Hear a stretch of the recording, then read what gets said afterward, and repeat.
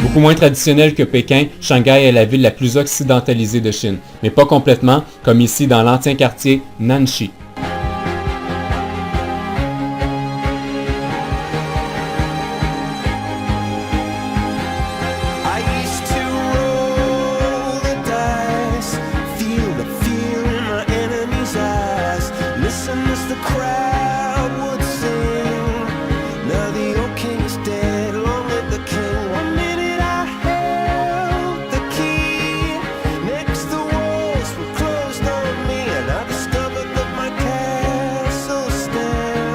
La rue piétonnière Nanjing est la plus grande artère commerciale de Shanghai.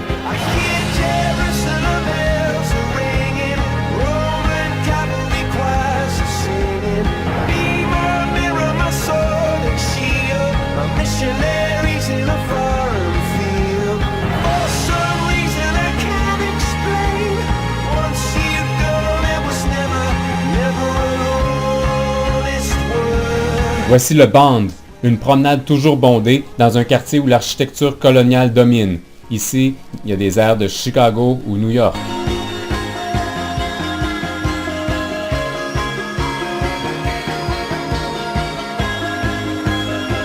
De l'autre côté de la rivière, c'est Pudong, le nouveau quartier des affaires. Ici, les nouveaux immeubles modernes poussent à vue d'œil. Et un moyen rapide et original pour traverser de l'autre côté est d'utiliser le tunnel touristique, assez psychédélique.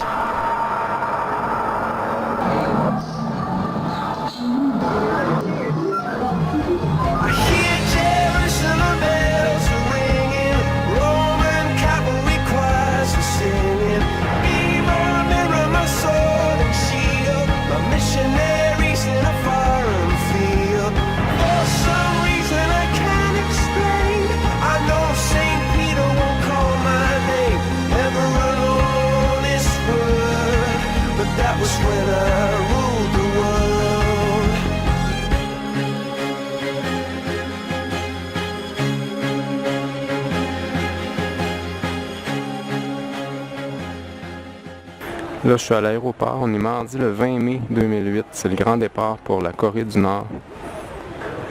C'est super énervant. Dans 2 heures, je vais être en Corée du Nord. Mais que sait-on de Kim Jong-il? Corée du Nord.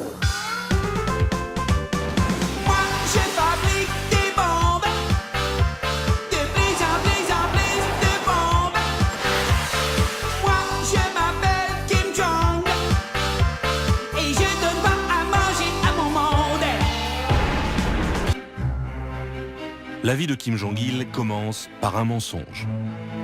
Selon la propagande de son régime, il est né dans une montagne sacrée du nord du pays. Et sa naissance aurait été célébrée par une avalanche, un arc-en-ciel, voire l'apparition d'une nouvelle étoile. En fait, le futur dictateur a vu le jour en Sibérie. Il s'appelait Yuri Ursenovitch et ses parents étaient des réfugiés coréens. À la fin de la guerre, son père Kim Il-sung prend le pouvoir dans le nord de la Corée, soutenu par la Chine et par l'URSS. Il construit un régime totalitaire sur le modèle de Mao ou de Staline. Kim Jong-il, dans son ombre, apprend son futur métier. Petit à petit, après ses études, Kim Jong-il prend en main la propagande du régime dirigé par son père. Un père qui apprécie son talent pour la communication. La propagande va faire de Kim Il-sung le dieu vivant de la Corée du Nord.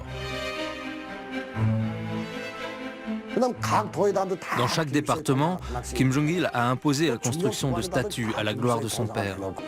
Dans toutes les entreprises, dans toutes les fermes, il fallait qu'on place un buste de Kim Il-sung. On a créé partout des écoles pour propager la soi-disant pensée de Kim Il-sung. C'était comme des églises.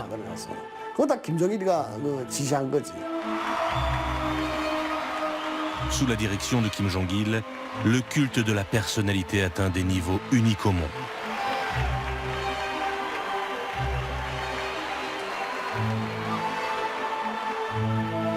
Et en 1994, lorsque Kim Il-sung meurt, son fils, qu'il a fait Dieu vivant, reprend officiellement les pleins pouvoirs.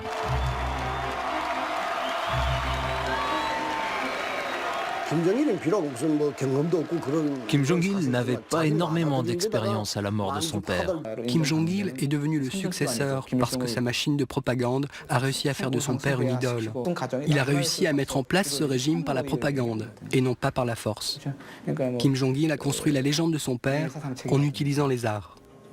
Des films, des opéras, des peintures, toute l'histoire officielle de la révolution nord-coréenne a été inventée par la propagande. Les médias officiels affirment que Kim Jong-il est le cerveau parfait. Et chaque jour, la télévision diffuse des images grotesques du cher leader. Il dirige des opéras, on le voit décider de la coupe des vêtements pour la prochaine saison, ou bien donner des conseils aux agriculteurs. Il aurait même inventé la pisciculture. Dans chaque usine, dans chaque atelier qu'il visite, on note religieusement tous ses commentaires, directives soi-disant divines qu'il suffirait d'appliquer. L'appareil de propagande dresse ainsi quotidiennement le portrait d'un dictateur omniscient, jusqu'au ridicule. La propagande affirme que le pays a de la chance de l'avoir à sa tête. C'est peut-être assez classique dans une dictature communiste, mais dans le cas de Kim Jong-il, c'est tellement ridicule. Comme les empereurs chinois qui collectionnaient les concubines, Kim Jong-il a confié à une unité spéciale de l'armée la formation d'une brigade très particulière. La brigade des plaisirs, une sélection des plus jolies danseuses de sa troupe personnelle. Chaque week-end, elles sont convoquées dans une villa du dictateur pour des soirées très privées. Ces soirées privées, le dictateur les arrose avec des vins et des alcools hors de prix.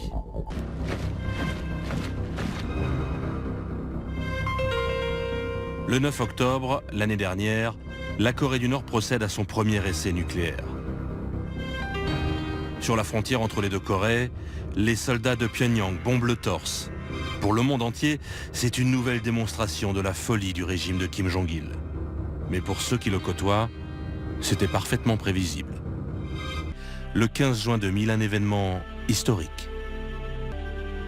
Pour la première fois depuis la séparation de leur pays, les dirigeants du Nord et les dirigeants du Sud se rencontraient. Un sommet à l'initiative du président sud-coréen qui lui a valu le prix Nobel de la paix. Kim Jong-il est quelqu'un de très intelligent. Il connaît la situation du monde, il est très à l'écoute. Malgré les crises, un dialogue s'est donc installé entre Kim Jong-il et les responsables politiques de Corée du Sud. Le régime de Pyongyang est l'une des plus effroyables dictatures de la planète, mais on ne croit plus au Sud que la force pourra le faire tomber. Un jour, je lui ai demandé « Pourquoi vous avez ces missiles? Ça complique les choses avec l'Amérique. » Kim Jong-il m'a répondu « Je ne suis pas stupide. Je sais que si je tire un seul missile sur les USA, il y en aura des milliers qui s'abattront sur la Corée du Nord. Nous serions totalement détruits. Mais si je n'ai pas ces missiles, les États-Unis ne nous adressent pas la parole. C'est pour ça qu'il nous faut ces armes. » Du côté américain, le dialogue est jugé impossible. Secrètement, on espère que le règne de Kim Jong-il prendra fin rapidement. Le dictateur a réussi à empêcher toute contestation politique, mais il aurait un point faible, sa santé. La succession est un sujet totalement tabou. En Corée du Nord, parler du successeur est extrêmement risqué. Si on commence à évoquer publiquement la suite, alors cela veut dire que Kim Jong-il perdrait une partie de son pouvoir. Kim Jong-il a donc fait une mise au point très claire récemment à ses proches et au cadre du parti. Il est interdit de parler de ça pour le moment. La Corée du Nord va-t-elle perpétuer cette étrange dynastie communiste? Le monde entier attend la fin du règne de Kim Jong-il. Mais le dictateur, lui, a bien l'intention de s'accrocher. Lors de ses vœux de Nouvel An, il y a quelques jours, il a affirmé qu'il resterait sur son trône jusque 80, voire 90 ans. Son dernier rêve, devenir le plus vieux tyran de la planète.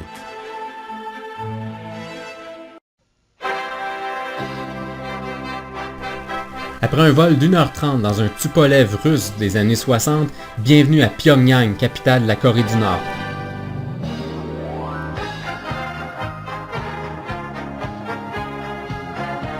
Le premier arrêt obligatoire pour tout touriste en Corée du Nord, avant même d'aller à l'hôtel, la statue de Kim Il-sung au centre-ville.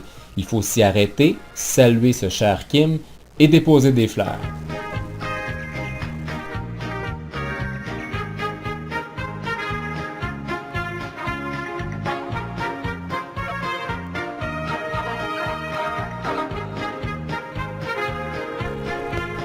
Pyongyang est une ville de 2 à 3 millions d'habitants.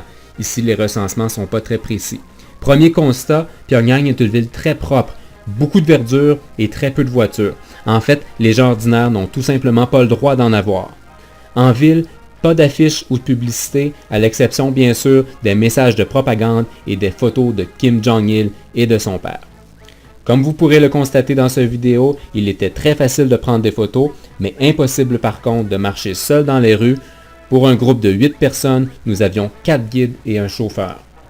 En Corée du Nord, la plupart des constructions sont en béton. Pour l'architecture, on repassera, quoique certains édifices sont quand même pas si mal. En ville, pas de maison, seulement des appartements, et les appartements sont fournis par l'État, les gens ne payent pas pour leur appartement. Et la grandeur de l'appartement attribué par l'État dépend de la grosseur de la famille et bien sûr du rang social. Et comme on peut le constater, les gens vivent très sobrement, voire même très pauvrement. Ici, pas d'internet, pas de téléphone cellulaire, aucun moyen de communiquer avec l'extérieur.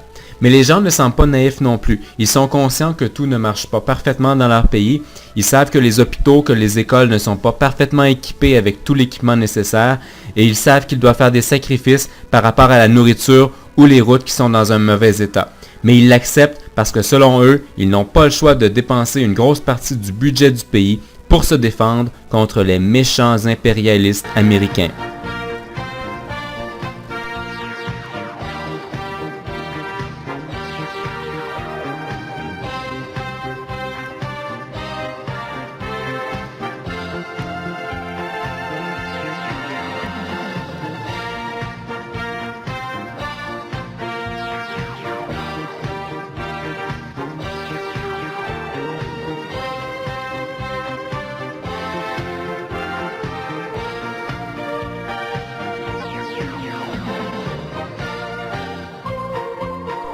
Les messages de propagande sont omniprésents et on ne se gêne pas pour écorcher et même écraser les Américains. D'ailleurs, à chaque occasion, les Nord-Coréens blâment les Américains. C'est probablement la raison pour laquelle ils ne cherchent pas nécessairement à donner l'impression que tout est parfait dans le pays, ça leur donne des arguments pour blâmer les Américains. Un bon exemple est la grande famine qui a tué 20% de la population dans les années 90. La vraie raison est que l'Union soviétique est tombée, qui était le principal partenaire économique de la Corée du Nord, mais les Nord-Coréens prétendent que c'est à cause des Américains. Et ici, les seules nouvelles internationales qu'ils ont servent à blâmer les Américains. L'Irak, l'Iran, l'Afghanistan, ils connaissent. Le Rwanda, jamais entendu parler.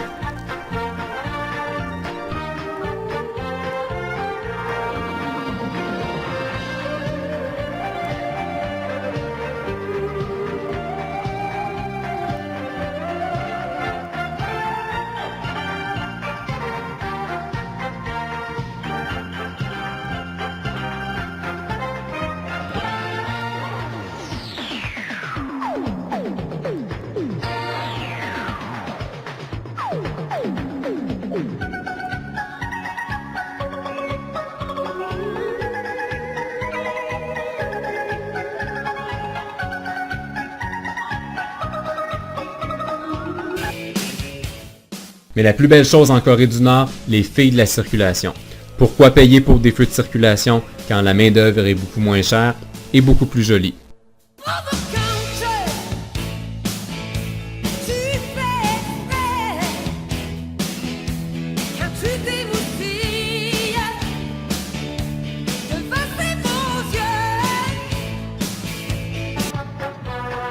Un autre arrêt incontournable, Mangyeondae. C'est ici que, selon la légende, Kim Il-sung serait né. Le site fait bien sûr l'éloge de Kim Il-sung et démontre qu'il vient d'une famille modeste. Non seulement les touristes viennent ici, mais aussi des groupes scolaires. Une chance, ça a rendu l'avant-midi plutôt intéressant.